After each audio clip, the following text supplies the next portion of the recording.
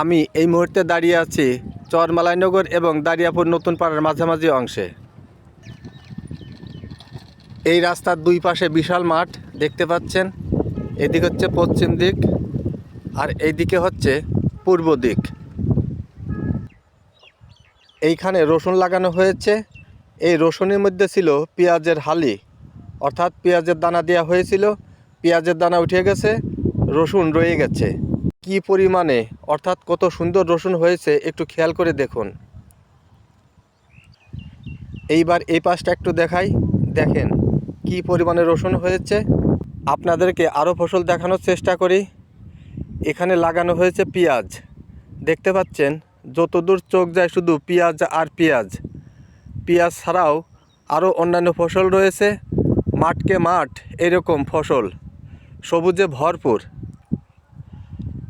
এখানে ভুট্টা লাগানো হয়েছে, কি চেহারা, সবুজ আর সবুজ, সবুজে ভরপুর। কত জায়গা নিয়ে এখানে ভুট্টা লাগানো হয়েছে। যে জমিটা দেখতে পাচ্ছেন আমি পশ্চিম থেকে পূর্ব দিকে দেখাচ্ছি। ওই কলা গাছ পর্যন্ত, একটু জুম করে দেখাই, কলা গাছ পর্যন্ত এই জমির মাথা। এখানে কমপক্ষে 2 একর জমি হবে। 2 একর জমিতে পেঁয়াজ রোপণ করা হয়েছে।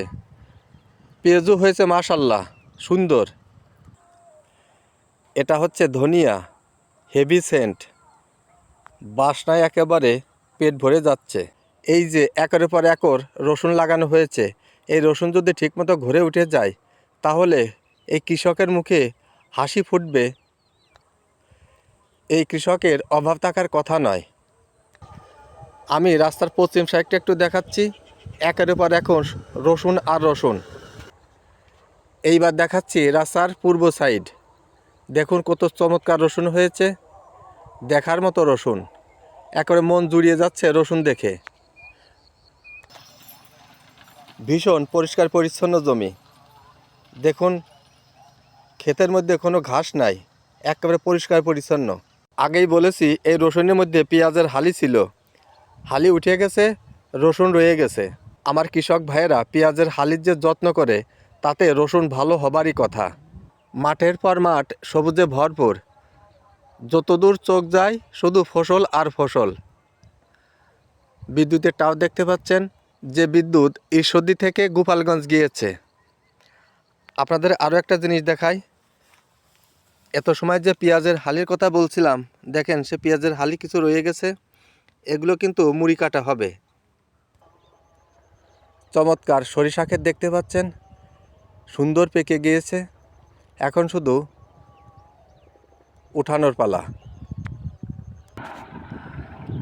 একটা হেলিকপ্টার যাচ্ছে, দেখা যাচ্ছে কি না বোঝা যাচ্ছে না।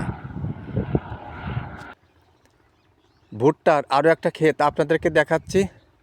ভুট্টা কিন্তু এখন 12 মাস কালই হয়। দেখতে পাচ্ছেন কি সুন্দর ভুট্টা হয়েছে। আমি এখন যে জায়গায় দাঁড়িয়ে আছি এটা কিন্তু বিল। আষাঢ় শ্রাবণ মাসে কিন্তু এখানে প্রচুর পানি হয়। এই পানি হওয়ার কারণে এখানকার ফসলও খুব ভালো, পলি মাটি পড়ে, যার কারণে ফসল কত সুন্দর হয়েছে দেখেন। একরের পর একর শুধু পেঁয়াজ আর পেঁয়াজ। ওই সামনে রাস্তা, যে গাছ দেখা যাচ্ছে ওই গাছের পাশ দিয়ে রাস্তা, রাস্তার পাশ দিয়ে বিশাল মাঠ, বিশাল মাঠ দেখতে পাচ্ছেন, শুধু পেঁয়াজ আর পেঁয়াজ। এই বিলের মধ্যে পলি মাটি পড়ে, যার কারণে ফসল ভালো হয়। সেজন্য সবাই এই জায়গায় পেঁয়াজের আবাদ করেছে বেশি। সবাইকে অনেক অনেক ধন্যবাদ। ধন্যবাদ জানাচ্ছি ফেসবুক মামা এবং মেটাকে। সবাই ভালো থাকবেন, সুস্থ থাকবেন। আল্লাহ হাফেজ।